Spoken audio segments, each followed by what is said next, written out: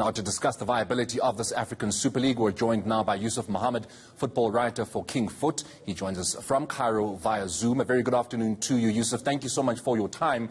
Is a Super League possible in Africa? And I suppose, more importantly, is it a good idea? Hello, how are you? Good afternoon. Yes, I think it's possible in Africa, but I don't think it will generate much more income than we generate right now. Because, the competitive games in Africa are not attractive as much as in Europe. For example, Real Madrid versus Bayern Munich will get more views than Real Madrid versus CSKA Moscow. But here in Africa, Sundowns versus Wydad and Sundowns versus a small club in a big country or a team equivalent like CSKA Moscow, it will get the same views. And I don't think people besides the fans of the two clubs will watch the games. There will be a difference, of course, but not that great difference. And is it a good idea? Maybe.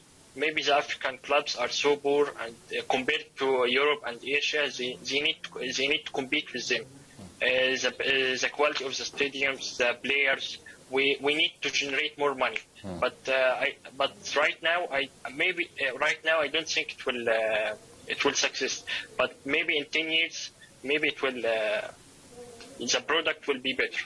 I actually want to, thank you for getting to that point. I want to touch on it as well. One of the major concerns, Yusuf, about the European Super League was that it involved clubs that historically competed badly in UEFA competition. So some would be asking, outside of the likes of Al Ahly, Zamalek, Esperance, Wydad, TP Mazembe and Mamelodi Sundowns, who else would deserve to join? There's a lot of clubs deserve to join, but like Pyramids Ismaili from Egypt, Kaiser Chiefs have a good history. Orlando have good history, but are they super enough? I don't think so. But they may lack the quality right now. But they have a great history, and they have a lot amount of fans. CAF says it wants to generate more money, of course. Would it maybe not be a better idea to change the structure of the Champions League and Confederation Cup as it is, so as to save money? No, I don't think the CAF competition right now can create something creative, or they need like a prototype or something succeed to apply it. They want to generate something out of box to apply it. Now, one of the things that came out of that meeting at CAF yesterday was that there's issues with governance, there's issues with management, ethical and finance issues as well.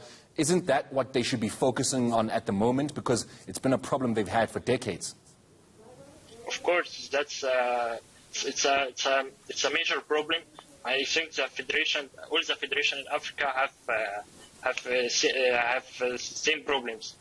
They need to change that first, of course, and they will have more money.